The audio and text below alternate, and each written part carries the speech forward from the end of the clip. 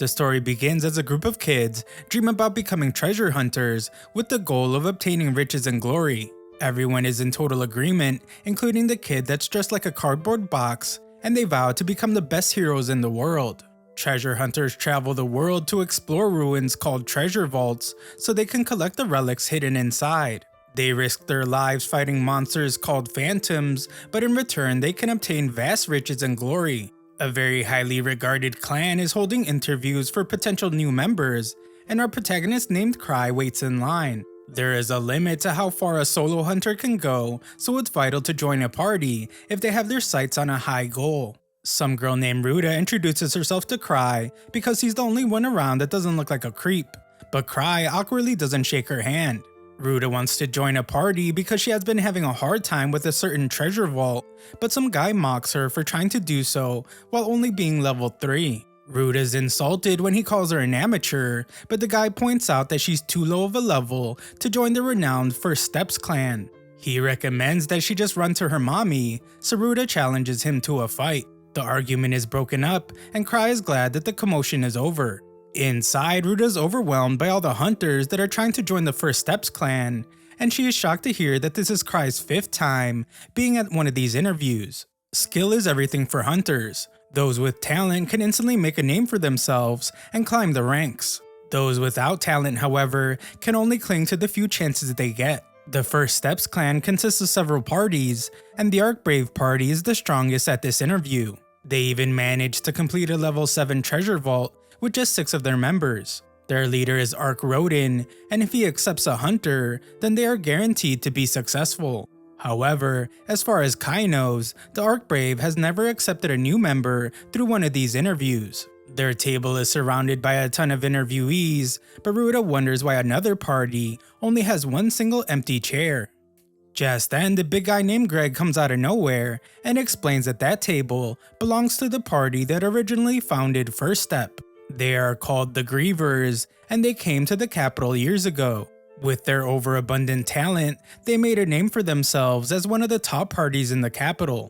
Their full name is the Grieving Souls, and they're actually the party of Cry's childhood friends. This is the first time that the Grievers are accepting new members, and it's the entire reason so many people came out to the event. There is no one at the table though, so it seems like this might have just been a false rumor. One redheaded kid makes his presence known by saying that he has no time for losers, and he demands to know where the Grievers are. He boasts about already being level 4, and he was planning to allow the capital's strongest party to recruit him. Some girl named Tino is stopped from showing this kid his place, but Tino plans to make it quick, just like her sister would do. She wants to teach him a lesson because she deserves to be in Grieving Souls before this kid, but she is reminded that the clan master told her not to make a scene. It's too late as everyone antagonizes them, and they make room for a fight. Tino is eager to get going, but Cry is worried about something, and he tells Ruta to come outside with him. The redhead wants to do some trash talking, but Tino plans to hear what he has to say after she chops his head off, because again, that's what her sister would do.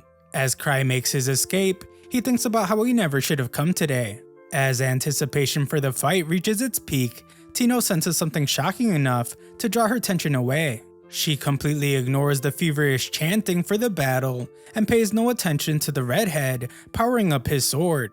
Instead, her focus is now completely on Cry. Tino shocks everyone by rushing to Cry, but what's even more strange is that she calls him Master. It turns out that Cry is actually the First Steps clan master and leader of Grieving Souls. The clan was waiting for him to get started, and everyone is shocked to realize who he is. In this golden age of treasure hunters, one man stood amongst all of them, and his name is Cry. Several years before all this, Cry and his friends arrived at the capital. They were new, but they were finishing treasure vaults suited for beginners and record speeds. One time Cry was saved by his friend, but his friend just assumed that he was just acting as bait. Cry and his friends all shared the same dream of becoming great hunters, but the amount of talent they had was not equal. His 5 friends possessed monstrous potential, so Cry considered himself to be exceedingly ordinary compared to them. That was when Cry decided that he would only get in their way if he stayed with them. They were all really close friends, so they never said anything, so Cry knew that he would have to make the decision to leave himself. Cry told them all goodbye one day, but they shockingly decided to make him their leader instead. They were all in total agreement, so Kai wondered if they even listened to what he just said. The decision was already made for him, so Kai has spent the last 4 years as the leader of a party of his gifted childhood friends. The entire time, wishing that he could just retire from being a hunter altogether. Back to the present, Ruta can't believe that she was talking to the clan master of First Steps. Cry was super late to the interview because he overslept, but Ark thinks that it was just a joke. Tino tells Ark to get away from him because she hates how superficial he is, but Ark just thinks she's joking too. He credits Kai for diligently scouting the crowd, but he's way off. Ark's impressed that Kai went undercover without his uniform, but again Kai points out that he really did just oversleep. Tino has had enough of Ark, so she wants him to be removed from the clan altogether, but this guy is the leader of Ark Brave. Tino is a solo hunter affiliated with First Steps, and she's an apprentice to Cry's childhood friend named Liz. Cry says that there's no room for new members in the Grieving Souls, but he gets an idea, and he wonders if Ark Brave would take in a new member if he recommended them. Ark trusts Cry with all his heart, so he says that he would. This shocks everyone in the room because Ark Brave rarely ever accepts anyone, but Ark says that one person wouldn't hurt. Cry is glad that Ark is such a generous guy, but one of their members is furious about having someone forced onto their team. Tino assumes that she's the one he will be recommending, so she is really grateful. She is distracted when the mullet head from earlier wants his revenge, but Cry says to leave him be. The kid introduces himself as Gilbert, and Cry is surprised to hear that he isn't in a party, even though he's level 4. Cry can tell that this kid won't be an asset immediately, but he will become something special once he gets training from Ark and the others. Cry, however, is really bad at judging people, so whoever he picks to join Ark will be totally based on luck. Cry then shocks everyone when he chooses to recommend Gilbert, but only on one condition. He explains that the most important thing for a hunter is to not lose, because being weak only puts their party in danger. Because of this, he needs Gilbert to show that he's not going to lose. Cry gives Gilbert a fair warning though, because he has never lost a single time since becoming a hunter. Everyone is amazed by Cry's confidence, but Cry knows that this fact is only true because he has actually never been in a proper fight before. Cry doesn't plan to fight directly this time either. He makes things way more interesting by telling everyone that whoever ends up with his ring will be the one he recommends to join Ark Brave. Cry starts off the madness by giving the ring to Gilbert, so Tino instantly kicks the mullet head right in his face. The ring is dislodged from his hands, and everyone wonders if he's even alive anymore. Everyone goes crazy as they go after the ring, and Cry tells them that it's actually a relic that they can keep if they get it. As the chaos intensifies, Cry says goodbye to the two he met earlier and decides to head home. The next day, Cry is told that he made the front page news. He made a huge fight break out, and it ended up with the entire venue getting blown up. The vice clan master is Ava, and Cry tells her to use Ark Brave's funds to pay for the repairs. Ava thinks that Cry depends on Ark way too much, but Cry doesn't think much of it. Ark is a really laid-back guy, so Cry wants him to speak with the Angry Explorers Association for him as well. The Explorers Association wants to speak with Kai directly, but Cry doesn't want to go outside without an escort. To make things worse, his disguise relic was broken as well. His disguise relic is called the Reversible Face, and it allows its user to have any face they want. Ava assures him that no one will attack him during the day, so Cry decides to just go. At the Explorers Association, Cry begs for mercy and apologizes for causing so much commotion. The association branch manager is Gark, and he tries to calm Cry down.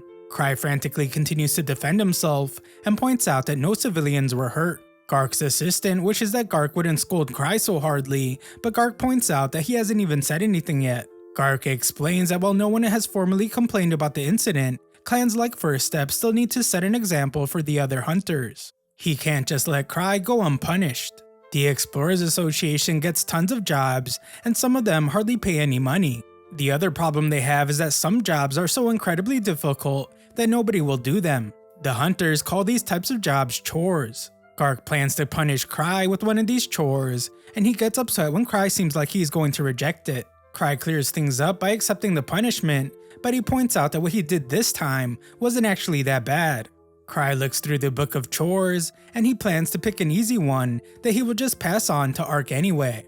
Cry finds the perfect level 3 chore, and he calls it corpse retrieval duty. The girl points out that it's actually a rescue mission, and she wishes that he wouldn't joke about the hunters not surviving. After he leaves, Gark is impressed with Cry for actually choosing the most dangerous mission. When he returns to his clan house, Cry is shocked to hear that everyone else in the clan is out doing something. Tino reveals that she ended up with his ring because she didn't want anyone else to touch it, and she is glad to hear that she can really keep it. She is surprised when Cry asks if she is free right now, and she eagerly says that she has never been more free in her life. Tino's clearly expecting for him to ask her out on a date, but Cry just wants her to do the chore. Tino runs away as fast as she can, but Cry uses his hounding chain to capture her. Tino has never been more disappointed, as she just wanted to go have some ice cream with Cry. Instead, he just pushed a terrible chore onto her. What's worse is that she's just a level 4 and she can't rescue 5 people on her own. Tino knows that he sends his subordinates on missions where they nearly meet their demise to make them stronger, but she begs Cry not to get carried away with this kind of Spartan training. Kai agrees that she shouldn't go alone. Tino assumes that this means he will be going with her, but she is disappointed to find that he just teamed her up with the hunters he met earlier. 6 years earlier, Cry and his friends arrived at the Explorers Association. It's the treasure hunters' headquarters, but Cry was hesitant to enter. Everyone reminded him that it was his idea to aim for the capital, but Cry feared that he would hold everyone back because of how useless he was. Luke had enough of all this overthinking, and he just barged into the association and declared that he is the greatest swordsman in the world. He demanded to know who was the strongest fighter there, and he challenged them for the title. The pink-haired Liz didn't want him taking all the glory, so she introduced herself as the greatest thief in the world. Cry just wanted to get the registration over with, but his friends went around making declarations. Luke told someone that the truly strong don't need to rely on a weapon, and he said that these are really the words of Cry, their team leader. Cry was told that they would have to register with their party's name and crest, but they never thought about those things. The clerk said that it was really important, so they should take their time deciding, but Cry had a different idea. Cry wanted to get revenge for his friends making him their leader, and he chose a name that he was sure would make everyone think that they were weak. His friends were shocked when he chose to call them the Grieving Souls, and he made their crest a skull. His friends reminded him that they were supposed to be a hero party, but a name like that would make it seem like they are antisocial. Cry tried to use this opportunity to weasel himself out of being their leader, but his friends ended up liking what he chose. With that, their party was made official, and it was the start of how Cry became the renowned leader of the strongest clan. Back to the present, the big guy still can't believe that Cry is the clan master of Steps. This is because the master has the nickname 1000 Tricks and is also a level 8. Tino demands that the newbie group bow down before Cry, but he tells the overzealous chick to calm down. Hunters who achieve a certain status are given special names by the association, and they become revered almost like celebrities. There is no higher praise for a hunter, and 1000 Tricks is the name that was given to Cry. 1000 Tricks is known as the strongest hunter in the capital, so Gilbert refuses to believe that Cry is him. Tino tells the kid that he's just wasting his life if he can't even recognize Cry's power, and she tells Cry that she can't work with these losers. She hates guys that are all talk, but Cry thinks that he's also one of those guys. Cry doesn't consider himself to be the strongest in the capital, and he only became known as that because his friends shouted it to everyone. Gilbert refuses to party up with Tino as well, but it's because he doesn't want to listen to a guy that's lying about being level 8. Greg tries to remind him who he's picking a fight with, but Gilbert just can't believe that Cry is the leader of the strongest party. An argument breaks out between newbies, so Cry decides to just give up on convincing Gilbert. Greg and Ruta are on board, so Cry tells Tino to get another guild member to help her if she needs it. Tino cleverly tries to choose Cry, but he quickly shuts her down. That's all settled, but out of nowhere, Gilbert challenges Cry. He refuses to listen to anyone weaker than him, so if Cry can beat him, then he will go with Tino. Cry accepts the challenge, but he sends Tino to fight in his place. Tino eagerly points out that the kid was being rude to the master, so it's time for her to rain divine punishment down upon him. Tino stretches before the fight, but Gilbert is eager to get his rematch. Gilbert insists on fighting Cry next, but Cry doubts that he will even come close to beating Tino. Gilbert is then shocked to hear that Tino is level 4 just like him. Tino admits to being garbage compared to Cry, but she is confident that she will win the fight easily. Tino even decides to hold back so she doesn't kill Gilbert by accident. The other rookies are kinda worried about Tino though, because thieves aren't so great at head-to-head combat. Cry on the other hand knows better. Tino has plenty of experience fighting humans, and she achieved level 8 solo, so she is likely way better than Gilbert. However, Cry is slightly concerned about Gilbert's relic. It's called the Purgatorial Sword, and it might be able to tip the scales in Gilbert's favor. Just then, Gilbert shocks everyone as he throws his powerful sword aside. He refuses to let anyone underestimate him, and he declares that he doesn't need a weapon to defeat an unarmed female. A swordsman throwing his sword away seems pretty stupid to Cry, but at least now the fight can come down to sheer ability. Tino prepares for battle, and she manages to convince Cry to take her for ice cream when she wins. Tino starts the fight off by surprising Gilbert with her amazing speed, and her kick sends him flying. Gilbert isn't ready to give up, but Tino puts him in a lock and reminds him that she was holding back a lot. She offers to have mercy on him, but only if he worships Cry as a god from now on, and prays to him 3 times a day. She also demands for him to bring her tributes that she can pass on to Cry.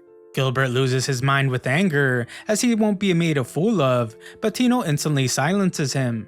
Tino credits Cry for helping her get so strong, but he doesn't think he really did anything. The others are shocked by how strong the steps are, and Gilbert can only wallow in his failure. He always knew that he was born to be a hunter. He wielded a sword at a young age, and he quickly surpassed adults with his skill. He eventually came to the capital, where he joined the party and cleared several treasure vaults. Gilbert was really proud of himself, and he began to believe that he was the best. Tino now tells him that he should try using his sword if he wants to keep fighting, but Gilbert refuses. Tino mocks him for his pride and points out that it's all for nothing if he ends up losing his life. Gilbert realizes that she is right because he would have been long gone if this was a real fight. Gilbert is surprised when Kai correctly guesses that he left his party because he was too strong for them. Cry says that the same thing happened with his party, but he thinks about how in his case, his friends didn't abandon him. Unfortunately, Gilbert takes this the wrong way. The Grieving Souls is a group of elites who stand out even above all the greatest parties. So Gilbert is shocked because he thinks that Cry has been showing mercy to his teammates by staying with them even though he is far stronger than them. Cry shocks Gilbert when he touches his sword, activating its power, and Cry is able to tell what it does. It causes elemental damage, and it gives improved attack range. Gilbert can't believe his eyes because he has never seen anyone handle the Purgatorial Sword so easily. That isn't all, as Cry has created a flame that even he has never been able to achieve. Cry did all this without even touching the hilt of the sword. Gilbert's frustration builds as his ego is destroyed, and he calls Cry a monster. We then learn that mana material is said to be the core substance of this world, and treasure vaults are a phenomena where mana material is condensed. This creates alternate worlds inside the vaults based on memories extracted from the core of the world. The White Wolf's Den is one of these vaults, and it's the one Tino is going to. It was inhabited by Silver Moon wolves, but this monster was eradicated due to uncontrolled hunting of its fur. The vault eventually appeared, and so did a blood-soaked wolf phantom. Cry is glad that he didn't go himself, but he is sure that Tino and the others will be fine. It's only a level 3 vault, and there are 4 in her party. Later, Cry thanks Ava for telling him about Gilbert leaving his old party because it really allowed him to surprise the kid. Ava heard about Cry's antics earlier, and he explains that the sword was a type of relic that he can control easily. Cry really loves relics because their infinite variety of shapes and uses make them fun to collect. Also, they allow someone like him to create miracles. Cry wonders if he could buy the Purgatorial Sword from Gilbert, but Ava hates his reckless spending. She thinks that Cry has plenty of relics like it already, but Cry points out that they are all vastly different. They might look similar, but they have their own personalities and they do different things. Cry is seriously addicted to collecting them, and Ava has heard that he has been taking out loans to buy them. Despite the Grievers raking in tons of cash, Cry is a serious delinquent, and he has borrowed a considerable amount of money. The Grievers' profits are split evenly amongst its members, regardless of contribution, so even Cry, who doesn't do anything, gets loads of money. The relic addict goes to get his precious relics charged, and he is told about a rumor saying that a phantom has appeared on a nearby road. It destroyed an entire guarded caravan along with 3 level 3 guards. This means that it must be pretty strong, so the Knights of the Third Order are recruiting for an extermination party. Cry is shocked to learn that it happened by the White Wolf's den, and the vault is now crawling with wolves. Cry convinces himself that it's only a rumor, and even if it isn't, Tino is strong enough to handle anything. Of course, the rumor continues because the monsters inside the wolf's den are apparently getting stronger. The association is even talking about changing its level. Cry continues to brush it off, but the rumor also says that a level 5 party has gone missing in the area. This shocks Cry, so he checks the fact sheet for the chore he chose. It does indeed reveal that the party in need of rescue is level 5, and Cry regrets never actually reading the sheet. The pair he is talking to is shocked to hear that Cry sent the level 4 Tino to a vault where level 5s have gone missing, but Cry says that it will be good practice for her. Cry tries to assure them more by saying that he sent 3 adventurers with her, but they are horrified that he sent her with a makeshift group. They always thought that the horrifying rumors about the trials Cry put his members through were not true, but it's clear now that the tests he does are what make the Grievers the top party. Cry begins to panic about sending the group to their demise, but he again convinces himself that they will be okay. Gilbert is pretty strong, and he also has a powerful relic. Unfortunately, Cry remembers that he used up all the sword's power, and he can only wonder if Gilbert charged it before leaving. We then watch as the group approaches the White Wolf's den. They begin to sense how dangerous the mission is, and Tino explains that she even wrote her will before leaving. Ruda determines that Cry knew that there was something going on in the den, which is why he sent them. Tino believes this as well, as she is certain that their party's composition isn't random. She says that Cry planned every tiny detail, but the guys refuse to believe it because they all just met the day before. Also, Gilbert only came along because he decided to. Just then, Gilbert remembers that Cry even knew why he left his old party, and he realizes that Cry was just manipulating the situation from the very beginning. Tino adds to Cry's legend by explaining that he has vast knowledge of all the adventures in the capital, and it's child's play for him to read their actions and thoughts. Ruda finds it hard to believe, but Greg points out that Cry even calculated what would happen at the interview. Every single thing that has happened has been premeditated. Tino tells them all not to worry though, because no matter what happens, it's all according to Cry's calculations. She is sure that he would never send them on an impossible mission. Unfortunately for these dummies, they are way off, as Cry has done exactly that. He hopes that the group will eventually just give up when the mission becomes too hard, but he knows that Tino won't quit easily. No one will respond for backup at this time of day, so Cry will have to go himself. Back with the group, they are terrified when they encounter a powerful phantom. This is clearly no regular wolf, as it has armor and even a sword. Tino thinks this is just another legendary test that Cry is putting her through, but Cry is desperately searching for relics to help him stop the group from going to the vault. He tries to get as many as he can, but a safe captures his attention. Ava wonders what he's doing, so Cry just tells her that he's just going for a little stroll. Ava can tell that he's worried about the group, but she is shocked to see that he's even taking something called Sea Tree Slime. Cry denies even having this item because it would violate Imperial law. However, Cry thinks about how all the relics that he could use for offense are out of mana, so he needs to take it as a last resort. Ava wonders if he should take someone with him, but Kai's traveling relic only works on one person. Cry activates the relic and takes off into the sky. This concerns Ava because it's the relic from the horrifying human missile incident. It's called the Night Hiker, but it's incredibly dangerous. It has zero safeties, no brakes, and it can't hover or steer. It's basically defective.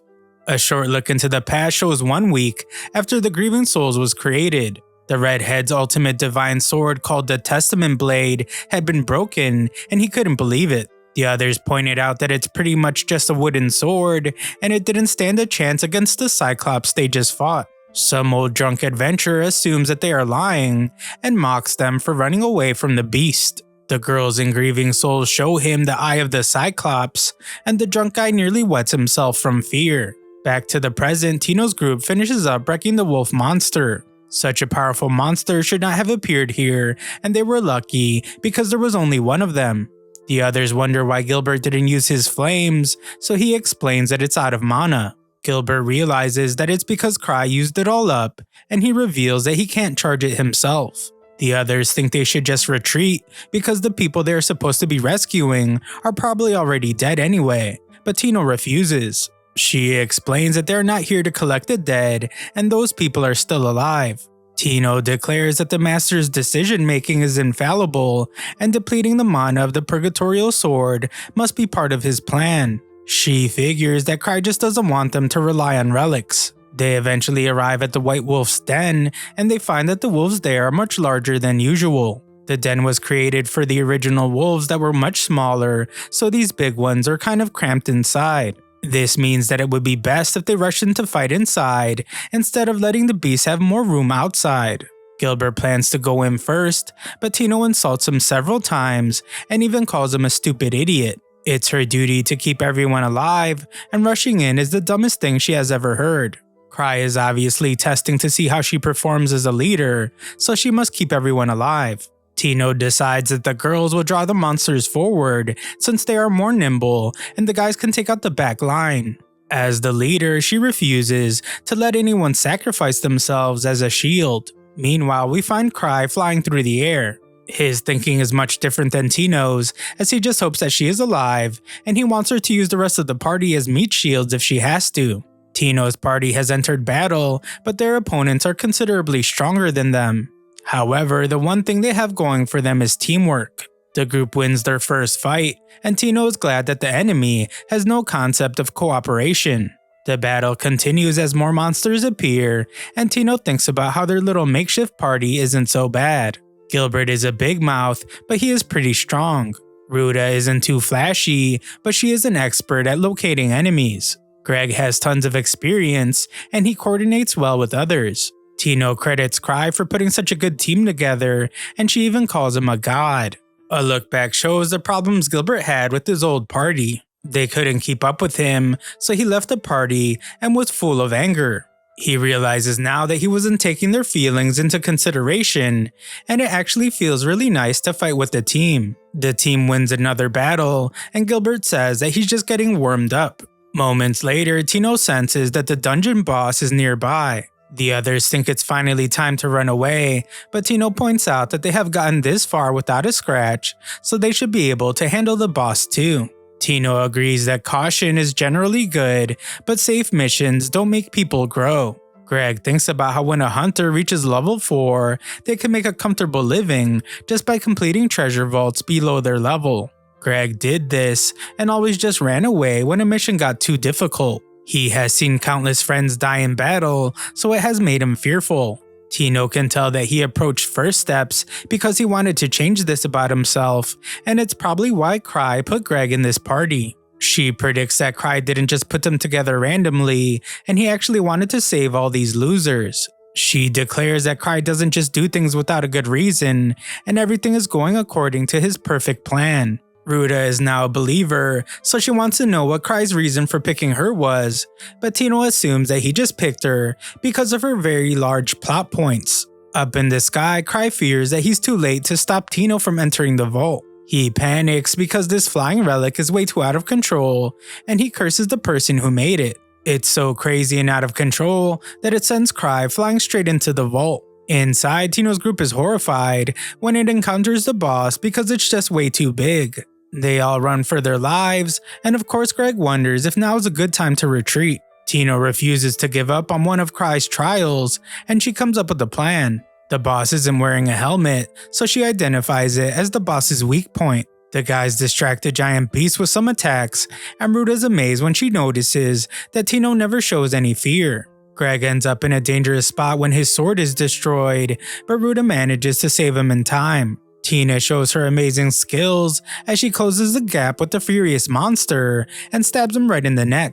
Tino's group is victorious, and she uses a potion on her injured leg. The team is pretty gleeful at this point, as all that is left to do is the rescue. Tino gives Greg a sword for the time being, but she must quickly dodge an attack. Everyone is then horrified when more bosses appear, and they fear that they won't be able to defeat so many. Even Tino thinks that Cry has gone overboard with his test, and she decides that they will have to run into a nearby passage so the bosses won't be able to attack them. Unfortunately, the passage is blocked, so the guys decide that they have no other choice but to act as bait so the girls can escape. The guys tell the girls not to dwell on it too much because it's simply better than all of them dying. Tino wonders why Cry would put them in this position, and she is shocked when she realizes something about Cry's ring. She reminds the others that they will not be sacrificing anyone, and they just need to aim for the boss's eyes. She once again sends everyone to distract one of the beasts, and Ruta manages to make it close its eye.